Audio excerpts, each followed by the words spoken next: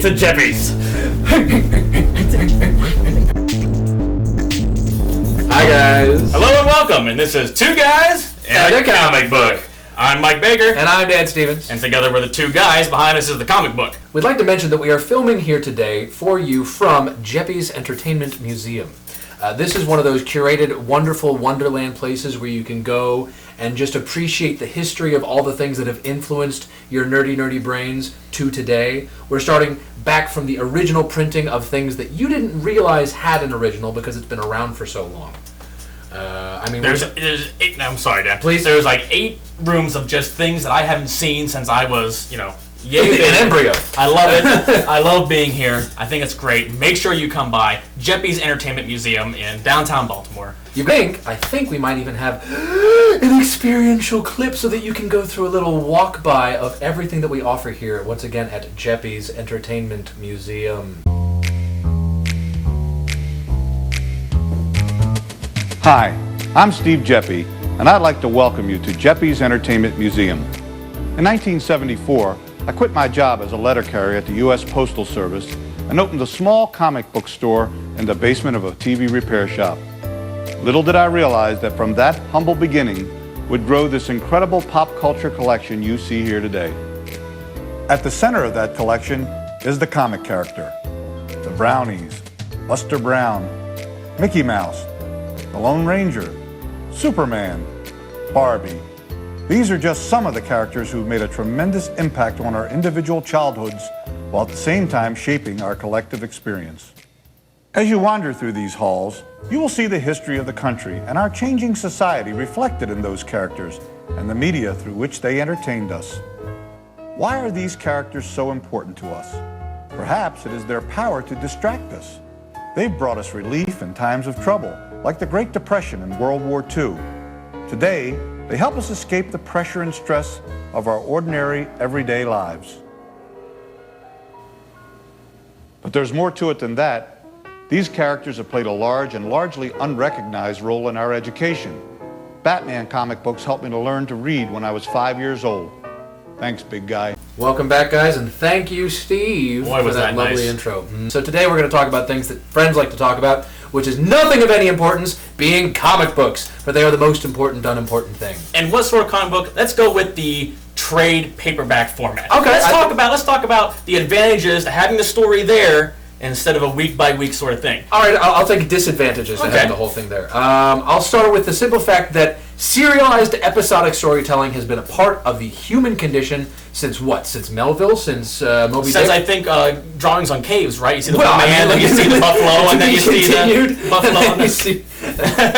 okay, well, yes. Did you see the blood against the wall? And I mean, to be fair, the first recorded episodic narrative was probably like the Old Testament and the New Testament. We started off with this very interesting Old Testament. Now we're talking about this new guy Jesus. Have you heard about this new guy Jesus? And I hear he's they're just writing the the best. installments, and they keep writing like new gospels. But I would say that people want to be put in a feeling of suspense. They want that find out next week on Breaking Bad. On Breaking Bad, on Game of Thrones. So then let's think about that for a second. So we have, instead of having it all in one, simple to read trade paperback, let's go with something like, I don't know, the Civil War event from Marvel that happened a few years back. Okay. Great event. And it's all been collected now over, I think, 15 There's trades. a lot of trades. Like that. So, I mean, having that all together on my shelf, I find, reading it afterwards is much better for my retention of the story than having to track down each issue week by week by week and figuring out what. And then also going out like with Batman. Batman's really bad about this. So he has Batman and Robin, but there's also Batman Inc. and there's also All-Star Nightwing Batman. and there's Catwoman, and they all kind of tell the same parts of the same story. Well, So except, if you except just when you have follow- different authors, is everybody meeting in the same boardroom and saying, all right, we're going to talk about this thing, and this thing. You've got that, I've got this, You know, you've got that's this. such a wonderful question. That's a whole I wish, different. can anybody that's a tell whole us, different ladies topic, and I gentlemen of think. the world and internet, please somebody tell us how they write these things. And I'll tell you, they don't make any sense. If you read Batman recently, I don't know if you have or not. I've made a point not to. They make it a point, so you can't. Honestly, So there's just no point to it's try. impossible. To Well, because follow those everybody's got their stories. own take on this very iconic character. You know, Batman is supposed to be this, or Batman is supposed to be this. You know, you insist that he's supposed to be the world's greatest detective. Other people want him to be a ninja. Like that's the success of the Nolan. Other people Batman. want him to gargle, you know. me. So I mean, there's that. So I don't want to talk about Batman if we If we can don't help have it. to. So okay, the argument that I think you're putting together is that if we have immediately accessible, you know, because the classic comic books, you're not going to get them in a serialized format anymore. Mm-hmm. If you look at those like anthologied X-Men or the compiled like, like the 2-inch the thick complete, you know, binder, they the would whole suggest Phoenix Saga this is from everything you 1980, need to whatever. know, or like Deadpool back when he was boring. People would insist that that's the way to get your comic book history. But I think if you're going to be a part of the modern day, everyday comic book conversation, then feeling like you're on pins and needles, feeling like there's an incomplete conversation to be had, like you're in my discussion as to what's the most topical Batman, can only go so far because the narrative isn't done. Well, that and how far have we read it? So I'm going to play my own devil's advocate here Okay. and jump on your boat here real quick. Bring it on. 'Cause here I am. I just finished The Ultimates 2, which Right. I think came out in 2005-ish. Okay. So I That's really, Millar? I Is really, that still Millar? I don't know who wrote it. Okay. I gotta check that Keep out. going. I read it digitally, so I didn't really pay attention. You don't care. So, I'm a bad comic guy. So, I want to talk about it with people. I want to talk about what, D-bags the Ultimates are, but I can't because everyone that read it 7 years ago. Yeah, already read it. So, How you doing, Reddit? that's my counterpoint to my own point. Like, yes, it's great to get that whole story. Now I understand everything that happened 7 years ago. In comic books. It's the classic, nobody can be angry at you for spoiling the end of The Sixth Sense because it's been out for so damn long. That's the thing, is that if you want to stay topical on... But then that also draws into question as to how much have we validated comic books. Are they simply pop media? Is that all they are? Are they just like a pulp media that we read and then throw away and never have to think about again, or put them in their little sleeves so that they're collectible? Or are they valid literature? I would argue that there is some value to the trade paperback for that it sets up a comic book as an actual piece of literature. Well, Alan Moore's Watchmen, his V for Vendetta. Well, now we're talking about trade paperbacks as a complete work instead of a collection of graphic novel versus comic book. Okay, so we can talk that. I would also say that yes, I think we get into like Watchmen and the Max and do that one in there just for our good buddy. That's for you, buddy Josh. Our good buddy Josh. The Watchmen and like even something. Scud, Disposable Assassin. Anybody here? Scud, Disposable Yes, Assassin. Scud. I was gonna say even something like Millar's Kick-Ass, Sure. which isn't quite serialized. It's not quite a week by week. It is telling an overarching story. Right, I think and that it's could be being released by little mini issues. So I think that might have to do more with, and this is probably poor planning on our part talking about this now. They might have to do more with a singular writer being on being on the book. Okay. So if we have a writer who is allowed to tell the story he wants to tell without being transferred to a new book or and fired. then finishing it. Yeah. Which doesn't often happen. I think Joss Whedon's Astonishing X-Men is an excellent example. We're talking about one author having control over his medium, his book, his story, Or hers, versus multiple authors that then have their stories combined into an anthology sort of paperback. So we're talking about like the Watchmen versus the Civil War, let's say, even though there was an overarching story there, was multiple authors taking on that entire thing. Because it was Civil War, but there was Civil War, Spider-Man, Civil War, Iron Man. There was Civil War Spider-Man, Civil War like Peter Parker. It was like two people had. Wasn't he the Iron Spider for a minute there? Yeah, who cares? But so we're gonna examine, I think, some of the other comic books that kind of illustrate this point. And I think during the break, Dan brought up a great point here. It was Transmetropolitan. One of my favorite comic books of all time, written by one of my favorite comic book writers of all time, Warren Ellis. He's the angry, vulgar British comic book Hunter S. Thompson. I would say Which that kind of explains Spider Jerusalem, I believe. If you're unfamiliar, who is Hunter S. Thompson? who is Hunter S. Thompson in a cyberpunk future addicted to drugs and cigarettes with a two-headed cat the stories of this character could go on and on, but his primary focus and his primary intent is that he's a journalist in the future, no superpowers except for that he's very smart and he's very good at getting aggressively into people's faces. He's brought from a voluntary / demanded retirement from being in the city. That's all it's called. It's not called New York. It's not Washington. It's It's called just Mega City 1. Mega City 1. It's he's there and he is the law. And Spider just has to come out of retirement. He comes down to looking a lot like myself, except more so, longer hair, bigger beard, hairier. And then he comes down, and the first thing that happens to him is he takes a shower, and it's an energy shower, and it shaves all of the hair off his body. So he's this. So instead of telling everyone what the book, when it's condensed into trade paperback form, why is that better than like a trade paperback of the Flash? Because it's an 11 trade series, which means that it has probably 4 single issues per trade. It's 11 trades, at least it was at the time that I bought it.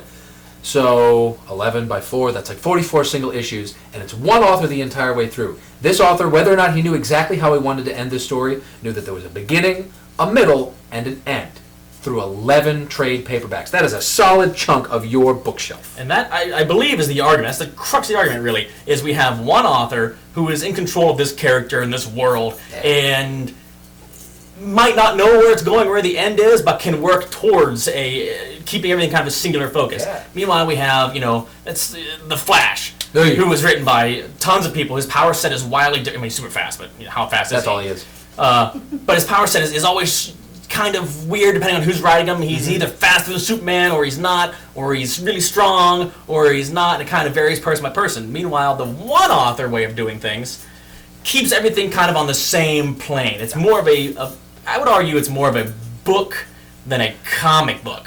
Okay, so there's an argument on behalf of the syntax of like graphic novel versus comic book. A comic book seems to suggest that it's just like a good TV show. It's got a team of authors who all contribute their ideas, but it's got one unifying theme, whereas a graphic novel, like any other proper novel, is going to have a single unified authorial voice. Transmetropolitan is an excellent example. Alan Moore seems to be the classic failsafe in any argument with a real people media person. If you just say, but Alan Moore wrote The Watchmen, which is one of the top-rated novels of all time, then I win, because it's a comic book that's also excellent. Well, then, let's look at someone who walks on both sides of the fence for a second. bring it Let's look at Frank Miller. Okay, so Frank Miller, we have arguably one of my favorite graphic novels is the Sin City series. Everybody loves Sin City. Loves Sin City. But he also does normal comic books as well. But he does them, I think, he used to, really well. My favorite being when he brought Daredevil back from the Oh, dead. yeah. I forget that was him. And Elektra, right? Like the Elektra. Yes, he's the one that killed Elektra, was Frank Miller. Spoiler alert. Oh, she's dead like 5 or 6 times. that Bullseye guy hates her. She just hates her whole abdomen area. So we have Frank Miller, who I think is really good about telling a beginning, middle, and end story, even if it is with a serialized character. Yeah. So I think now our argument is devolving less into what's better, single issues or trade paperbacks, and is more into the author owning that story. I think is what's happening here. So we're creating definitive narratives. Joss Whedon recently like 5 years ago, did a run of the Astonishing X-Men that was actually taken over by Warren Ellis. Fun little sidebar there. But Whedon created a very clear-cut beginning, middle, and end narrative. And it's a part of the X-Men canon. Can anybody please define for me the idea of what a canon is as far as it refers to comic books? Canon, so far as I know, is the commonly accepted this happened to this character. So a million things have happened to Spider-Man. He was alive, he was dead, he burst out of himself becoming an actual spider, then became a man again, then he got divorced by the devil. And all that's considered canon. Some of it's more canon than others. And then we've got what ifs, just to throw it in there. This doesn't actually happen, but it's a really cool story they want to tell.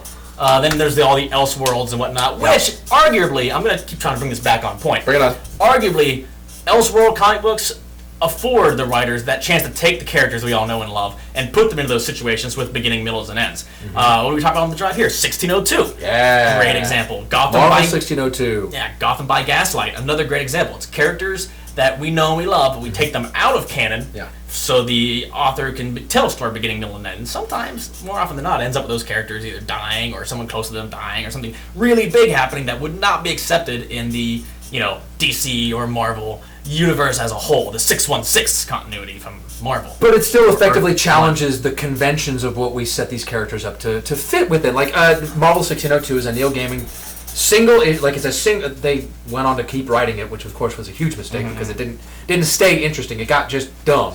Not dumb. So go check that out. Yeah, read it. 1603. I think it's 1604. Is it 2 years later, they as opposed to the usual 1 year later. I love the film convention of any narrative convention of 1 year later. You can do anything sometime in 1 year later. Now You See Me with Andrew Garfield. Why you keep going on to different? Well, because I think it's an interesting conversation. If we can draw everything together and bring it back at the end.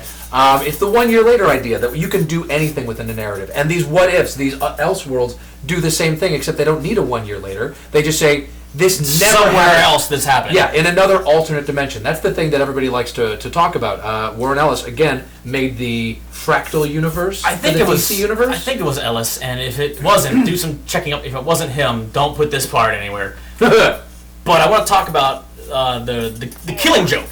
Okay? Yeah. So sometimes this is another Batman story, but sometimes you can get in the way where the artist has a clear story he wants to tell, beginning, middle, and end, and it begins as an Elseworld sort of tale because in the Killing Joke, spoiler alert, put it down on the screen or whatever. Barbara Gordon gets shot by the Joker and she gets paralyzed.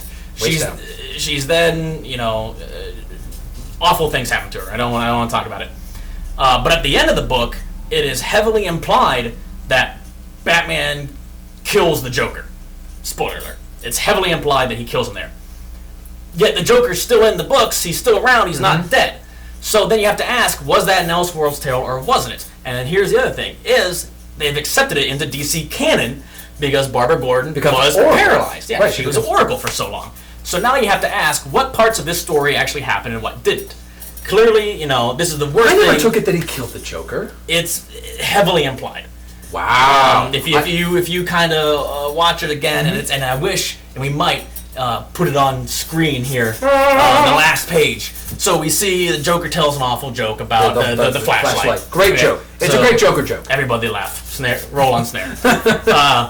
So he tells this joke, whatever, and then Joker starts laughing and Batman starts laughing, and it kind of pans down, and you see there's a I'm gonna kind of get not technical but kind of symbolic here. Okay. So we see the rain. Metaphor. We see a light between them. Okay. So here's the obvious line between Batman and the Joker. This is what this represents. They're laughing. Suddenly the laughing stops. It just isn't there anymore. So there's just a blank page with the line, and then the very last panel is the line is now gone. Okay. So it's implied. The whole point of the story is, what if Batman had one bad day? So we try to make that's what it is. Okay. So we had Jim Gordon had a bad day. Yeah. Barbara Gordon had a bad terrible day. Okay. A terrible day. The Joker had a bad day and became the Joker. Bruce Wayne had a bad day and became Batman. Okay. What if Batman had a bad day? So it's kind of the Joker's trying to break Batman here, and this very last panel where Batman starts laughing with the Joker, same font, it looks exactly the same, and then the line between them disappears after the laughing stops. In reference to, of course, the flashlight joke that the Joker uses to get him to laugh, which is, two lunatics trying to cross a bridge. So then the question is asked, why did the laughing stop and why is the line gone? Okay. Yeah, I think it's heavily implied. Joker's gone because the Joker isn't needed anymore. He's part of Batman now. They're the same side. They're two sides of the same coin, right? Okay. Now they're not. They're the same. Batman had a bad day. That's obviously not canon. That's not canon. That's what this show's called now. It's canon. So Batman. Sarcastic air quotes. Canon. It's a fun little side note. Canon is its own plural. There are 15 canon. There are not 15 canons. You can canon something. Well, I mean, you can put things in. So. With that, I think we can wrap this up. We can put it in. We can. Can we put it in the can? Can do. We're going to go to a break. We're going to go to a break. Anyway, we'll be back. Bye, guys. It started small. Then it went global. Gamers from North America coming together with gamers from all around the world, from all walks of life. getting together to play games for 24 hours and raise money to help cure sick kids. With all funds raised staying local with Children's Miracle Network hospitals and partner hospitals internationally. For more info or to sign up, visit www.extra-life.org. Play games, heal kids. Welcome back, guys. So we're going to continue talking about comic books, singular authors versus a team of authors. I would like to take us, coming away from the Batman and the Killing Joke, one of those one-off stories. What isn't part of the canon. Canon jokes. I can bring us back to Neil Gaiman. I think one of the acknowledged greats of modern playwriting. I keep coming back to the theater. One of the modern greats of comic book authoring, because he's not only that, storytelling. He's written novels. He's written novels. He's written screenplays. He's just one of those Renaissance authors that writes for everybody. Gaiman, who's responsible most notably, of course, for the Sandman series, but also for a lesser-known Batman story, Arkham Asylum. Or isn't that a Serious House on Serious Earth? Okay, so there's the Dave McKean Arkham Asylum, and then there's other works that he's done with other authors. Arkham Asylum, which is also now a video game, but not quite exactly the same game, but it's basically the thought is putting Batman, and this, speaking in the idea of a fractured fairy tale, taking something, riffing off of it, and this is what Disney's been doing for its entire career. This is what modern storytellers have been doing since time immemorial, is take something that's good and steal it and put a different face on it. Repackage it as their own. And then sell it and make money off of it. So what Gaiman did is he took Batman, everybody loves Batman, and Batman is successful, and I was actually watching a video about cosplayers the other day that was talking about that Batman is successful because his rogues gallery, the established cast of characters that are his bad guys, is way more interesting than he is. Way more interesting than he is. By a lot. And also because they're all of the characters that function well in a Batman universe, including Batman himself, are damaged geniuses. They're all broken. They're all scientists. Or brilliant of their own accord. Batman started off just being an exceptional man with emotional issues. So let's take it to the fact that all of his rogues, when they're not out on the streets causing trouble, are in one asylum, Arkham Asylum. So Batman has to go into that asylum every once in a while when they decide to take the place over.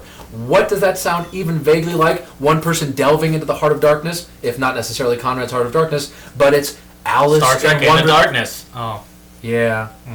Con!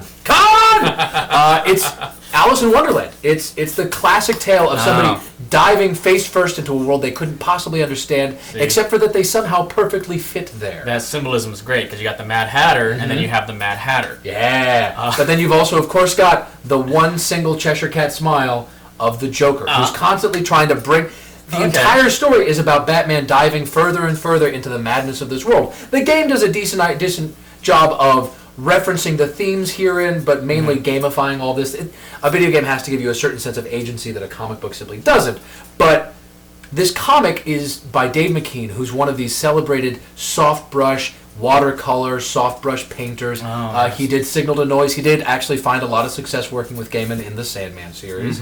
But in Arkham Asylum, it's all about Batman being like, what do I need to do? They've taken over the place. They don't want anybody but you, of course, because they never want anybody but Batman. It's not like, because this is sort of a bully pulpit, the Joker would be like, can we meet Superman? That'd be kind of cool. No, they only ever want to destroy Batman. So he goes in there and he starts meeting he meets the Joker, he meets the Hatter, he meets the Crocodile, who's this poor, leprous creature. There are characters that you've never met in Batman's canon because nobody talks about them anymore, that are just living in the deep down, dank depths, alliteration, of this place. It even has, that's again referenced in the video game, I'm going to keep trying to draw this all together, because these narratives are important that they reference each other. I'm going to keep going. It's fine.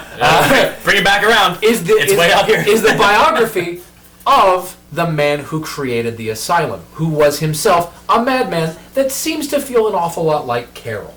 And all of this functions as this weird off-worlds, elseworlds, what happened if Batman became the king of the crazies in Arkham Asylum.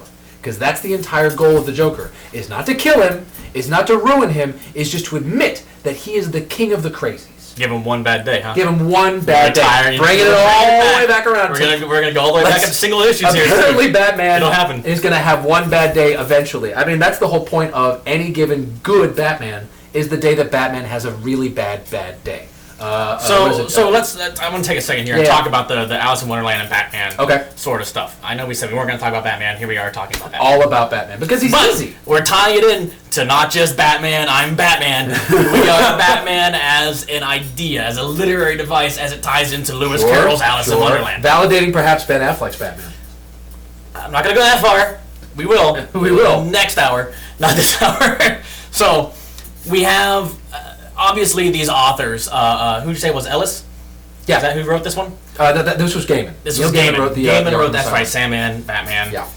Their niece. The Man, niece. man, man. So we have Gaiman reaching out to classical works that everyone can recognize, Alice in Wonderland, Yep. and bringing that to an audience that maybe wouldn't have that experience, namely children reading Batman. Sure. And kind of telling the same great story again, which I think is going back to taking something and then stealing it and making it your own, is what any really great author does. You mentioned the Fractured Fairy Tales earlier. Same thing. You're telling a story that has been told in a way that it pertains to modern audiences. That's what Shakespeare did. That's what Shakespeare invented. Knowledge. Dropping it on you. Like Whether you bombs. want it or not, knowledge, folks. Okay, so we then have an artist and a author legitimizing the comic book medium. Okay, so that brings us back into. I would argue that it needn't be legitimized any longer, but sure. I mean, you're still going to have that argument. You're still having the argument over whether video games are legitimate art, if comic book books are legitimate art. Sure. It's no secret, and if it is that you people watching this, I apologize. But if you read comic books, you kind of still look down upon a little bit. It's true. It's a kid's thing. Not For that some it reason, should people be. still insist that it's a kid's thing. Well, it's pictures. Oh, heaven forbid I should just have to read a wall of text. So, but we have these great stories being translated into this medium that is, again, for kids, basically. And for people to kind of understand that same great story. So then we come back into that, if I remember right, was a singular book. Yeah, just a it single wasn't. trade. It wasn't Single trade. serialized. It wasn't like find out if he meets the cat next week. It's the Joker's here right now. Yeah. So then that kind of brings us back to trade paperback versus the single issues, right? Yeah. So I think the answer to our original question that we posed at the beginning of this thing, which is better, do we serialize our stories or do we have them all collected for us so we can read them at a later date? No. I think the answer lies somewhere in the middle and is labeled, it depends on who's writing it. I think that's true for any written work ever. You look at TV shows that have teams of writers, and they're pretty good, and they've got a pretty solid continuity, and then the writers change, and it all goes to pot. Dexter is a good example of that. I never watched it. It's not very good anymore. I'll be back right after this. Being a hero.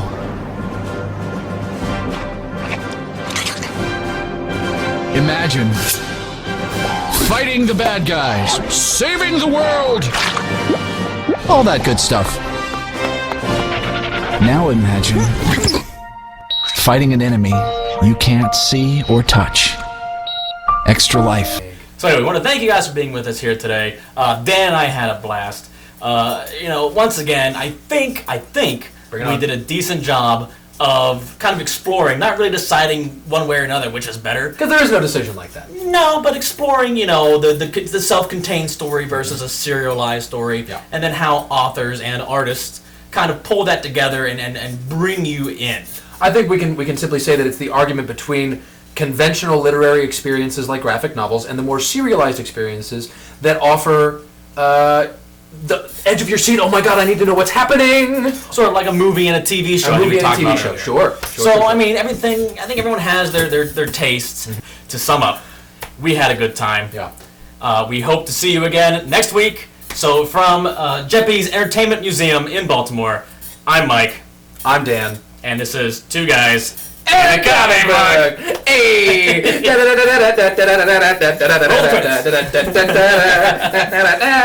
If you want to see Dan and I out, It's Daniel Stevens is an actor. DanielStevens.is.n.actor at Facebook.com. and if you need to talk to me, just put the bat signal in the sky and I will come and run it. You will. In a really lame car. It's like bright orange. It's the ugliest bat car, but it's a conventional bat car. I spray painted it myself. Good night. Thank you. Peace. Would you guys start Trek shaky cam?